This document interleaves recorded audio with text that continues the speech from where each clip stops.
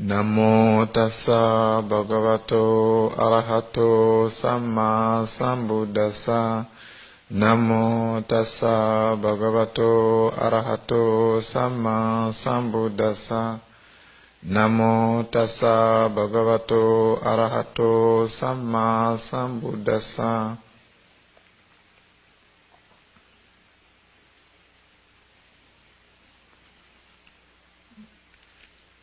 I'm very grateful to the devotees of Theravada Dhamma Society of Del City, San Francisco, California, USA, for inviting me to give a short Dhamma talk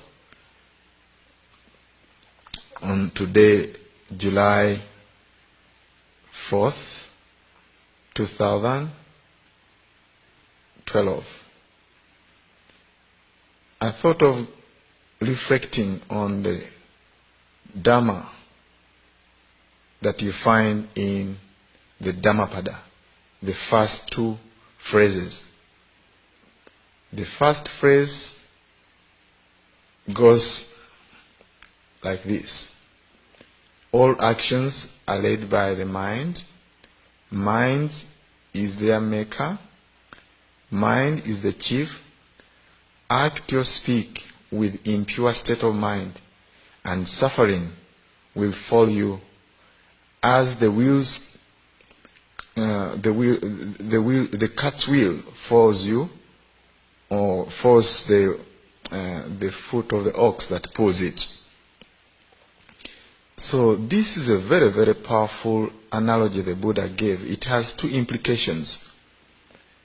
One of it is the distance between the cat's wheel and the foot of the ox that pulls it.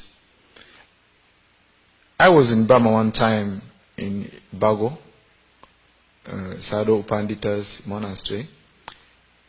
I saw this cow was pulling a cart full of merchants, but it was not happy. It was a burden. It was so heavy.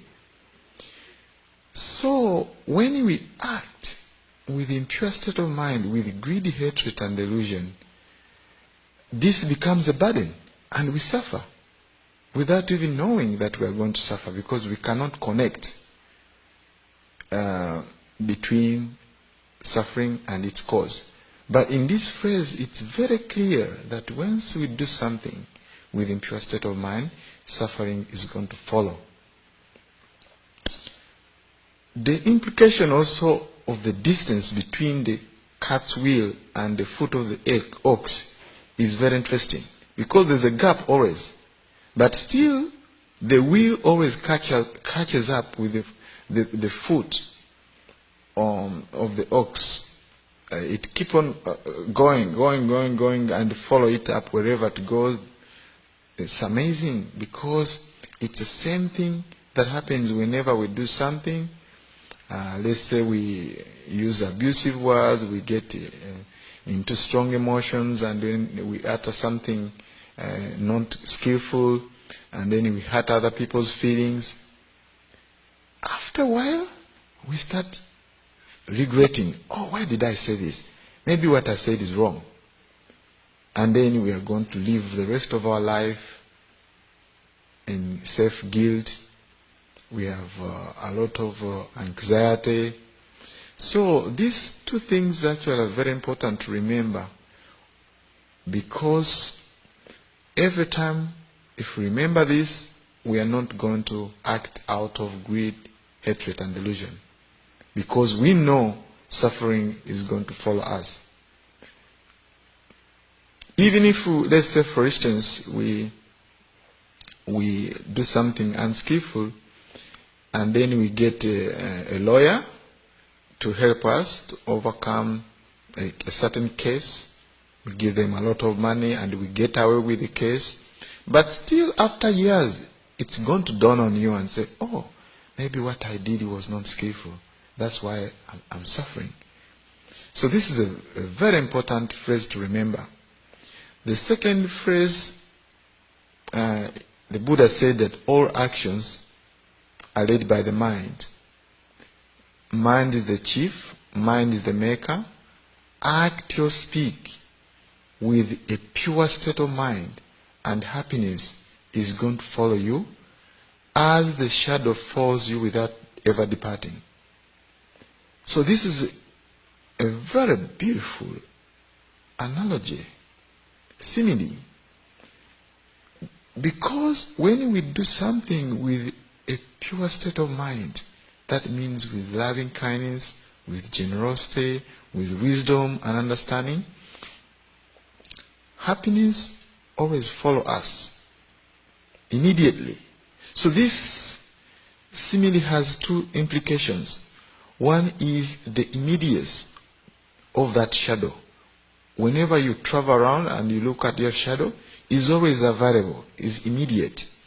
So there's no distance between an object or a person and the shadow. So whenever you act out of this pure state of mind, let's say you practice generosity, loving kindness, and you cultivate wisdom, there is always that happiness following immediately as you are doing something. Let's say you perform dana. Then, as you are giving something, you feel happy that you are making a difference in somebody's life. So, even when you finish giving something to somebody, you feel happy. There's also another implication about this is the lightness of the shadow. Who has ever had a problem to carry the shadow? Do you have a problem to carry your shadow? No, you always move around with your shadow and you never feel even the weight. So when you do something which is skillful, with a pure state of mind, you are going to enjoy your happiness without that burden. There is no burden. Whenever you feel happy, you feel joy, you feel light. That's why I think the shadow is the lightest thing to carry around, because you never feel its weight. The same when you do something good, you are always happy, full of joy. So for me, this has served as a guideline to choose between suffering and happiness. We have the choice.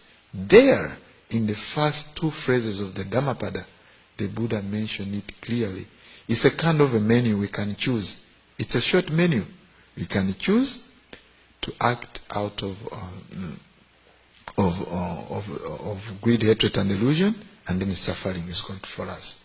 When we act out of generosity, loving kindness, and wisdom, and we'll be happy. I think with this short time I have, I will offer this for your reflection, and let this be your guidelines in your life. You can use this and these phrases for your children or for your friends, and it can serve as a reminder. You can put it on a refrigerator. You can put it on a doorway before you go. You remind, before you go out, you just read this. Oh, then you reflect on this as you're going through your life.